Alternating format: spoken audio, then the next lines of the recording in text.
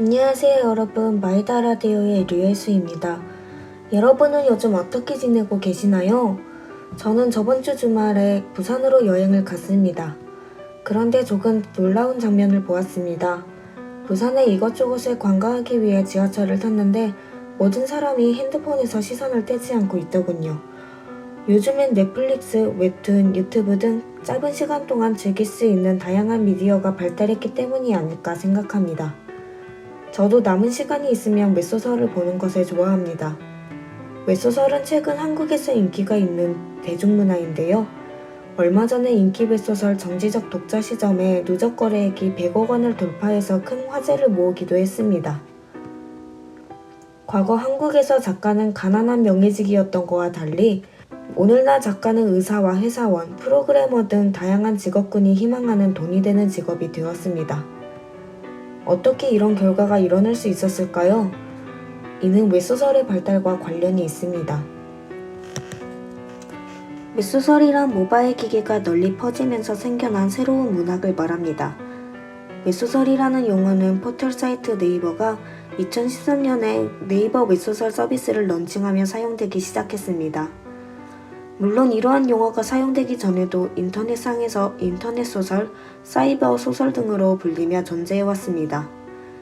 그러나 웹소설은 플랫폼 시스템 아래에서 생산과 소비, 유통되며 아마추어의 작품이 아닌 프로의 상품으로 만들어지고 완결된 이후로는 전자책의 형태로 구매할 수 있게 되면서 과거의 인터넷소설, 사이버 소설과는 조금 다른 의미로 사용되게 되었습니다.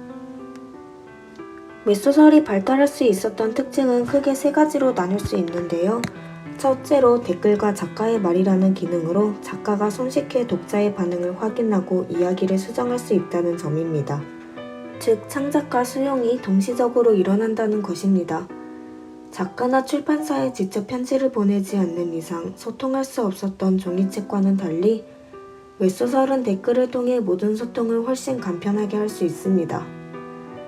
특히 게재된 소설 본문 바로 아래에 댓글이 달리기 때문에 작가는 독자의 반응을 보고 다음 이야기를 만들거나 수정할 수 있습니다.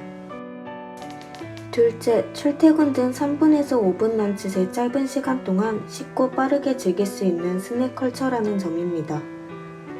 모바일은 PC보다 많은 내용을 담기에 제약이 많습니다. 따라서 모바일에 맞춰 가독성이 높은 짧은 문단으로 한 편당 약 5,000자 정도로 구성합니다. 이로 인해 작품의 줄거리는 이야기의 흐름보다는 흥미나 긴장감을 주는 사건에 집중하고 작품성보다는 상업성을 추구한다는 특징을 갖고 있습니다. 셋째, 빠른 연재와 출간을 위해 기존에 존재하는 서사를 변형하거나 익숙한 클리셰를 사용한 이야기가 줄을 이룬다는 점입니다.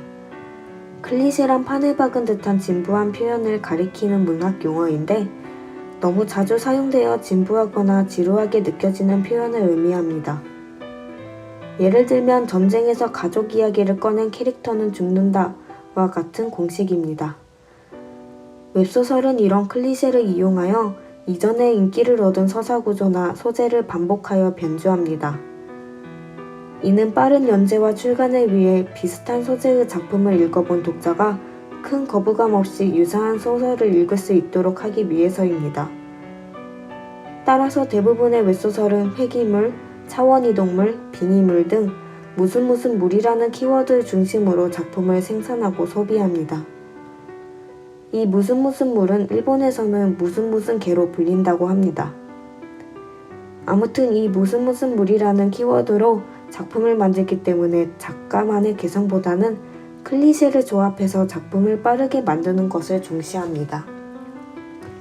최근 한국에서 웹소설이 인기를 얻게 된 이유는 앞서 말한 특징 외에도 여러 가지가 있는데요. 그 중에서도 가장 돋보이는 이유는 웹소설이 사회적 맥락과 현대인의 욕망을 담고 있다는 점입니다. 웹소설은 독자와 상호작용을 통해 만들어지기에 사회적 분위기에 영향을 많이 받습니다. 많은 독자의 지지가 필요한 웹소설의 특성상 독자에게 거부당하지 않아야 하기 때문입니다. 따라서 웹소설은 성차별, 인종차별 등에 대한 올바른 인식이 필요합니다. 이러한 특징은 로맨스 장르에서 더욱 돋보입니다. 과거 로맨스 장르의 여자 주인공은 주로 착하고 유약하여 보호 본능을 자극하는 캐릭터였습니다. 또한 스토리는 연애와 결혼이라는 사회적 관계로 이어지는 것이 필수였습니다. 그러나 오늘날 로맨스 여자 주인공은 주로 뛰어난 개인 역량으로 자신의 위기를 스스로 극복하는 캐릭터가 인기이며 결말이 결혼으로 이어지는 로맨스 공식은 진부한 이야기로 인식합니다. 이러한 모습은 2015년을 전후로 한국에 등장한 페미니즘 리부트 운동과 관계가 있습니다. 페미니즘 리부트 운동이란 성차별 문제를 정치, 경제적인 문제와 연관지으면서 문화에 대해 적극적으로 비판을 제기하는 여성운동을 말합니다. 프로컨슈머, 즉 생산자와 소비자의 역할이 가장 중요한 웹콘텐츠 영역은 이러한 사회적 흐름에 더욱 민감하게 반응할 수밖에 없습니다. 따라서 여성이 주로 소비하는 로맨스 장르는 과거와 달리 여성들이 억압받던 현실에 저항하고 사회적으로 성공하고자 하는 욕망을 긍정하는 내용을 주로 다루게 되었습니다. 지금까지 웹소설의 정의, 특징, 그리고 한국에서 웹소설이 유행할 수 있었던 이유에 대해서 알아보았습니다. 위와 같은 점을 미루어 보았을 때 웹소설에는 장점만 있을 것 같다고 느껴집니다. 하지만 그렇지 않습니다. 물론 누구나 쉽게 쓰고 편하게 읽을 수 있다는 점, 작가와의 활발한 의사소통으로 자신이 작가와 함께 소설을 만들어갈 수 있다는 점 등은 매우 크게 시사할 점입니다. 그러나 작가의 가치관을 통해서 교훈을 주는 것보다는 비슷한 내용을 반복하여 생산한다는 점, 웹소설 플랫폼에 저작권 보호 및 표절을 막기 위한 제도적 노력이 부족하다는 점, 작품에 달린 무분별한 악플 등은 단점으로 더욱 발전한 웹소설 시장을 위해 고쳐나가야 할 점이라고 할 수 있습니다. 이렇게 한국의 웹소설에 대해 알아보았는데요.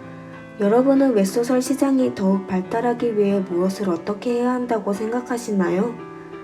저는 작품의 독창성을 가질 필요가 있다고 생각합니다. 제가 보는 웹소설들만 하더라도 다른 기성작품의 짜깁기라고 느껴지는 작품들이 대부분입니다. 즉, 한국의 웹소설은 무개성적인 성격이 강하다는 겁니다.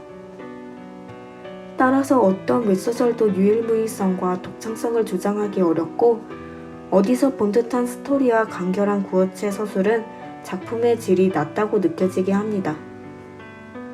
클리셰는 독자의 입장에서는 크게 거부감 없이 받아들이기 쉽다는 장점이 있습니다. 하지만 조금의 차이만 있고 일관적인 이야기는 쉽게 질리기 마련입니다. 한국콘텐츠진흥원에 따르면 국내 웹소설 시장 규모는 2013년 약 100억 원에서 2018년 약 4천억 원 시장으로 빠르게 성장하고 있다고 합니다.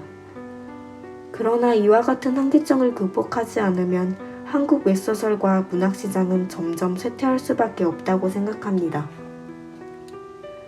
날로 커지는 한국의 웹소설 시장, 장점은 살리고 단점은 고쳐나가며 더욱 눈부신 도약을 기대합니다. 청취해주셔서 감사합니다. 마에다 라디오의 류혜수였습니다.